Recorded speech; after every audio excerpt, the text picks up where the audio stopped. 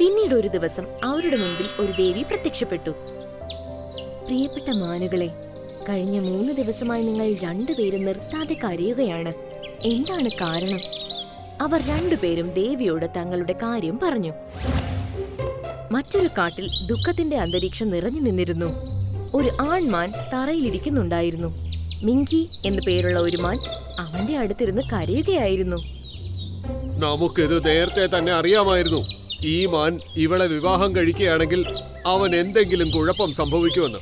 നോക്കൂ, ഇപ്പോൾ അവന്റെ 4 കാലുകളും ഉപയോഗശൂന്യമായി. അവന് എഴുന്നേൽക്കാൻ പോലും കഴിയുന്നില്ല.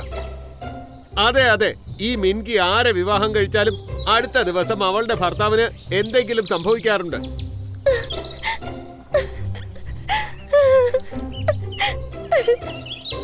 ഇപ്രകാരം ഓരോ മൃഗങ്ങളും തന്നെക്കുറിച്ച് പറയുന്നത് കേട്ട് മിൻകി ദുഃഖിതയാകുന്നു. അവളുടെ കണ്ണുകളിൽ നിന്ന് കണ്ണുനീർ നിർത്താതെ ഒഴുകിക്കൊണ്ടിരുന്നു.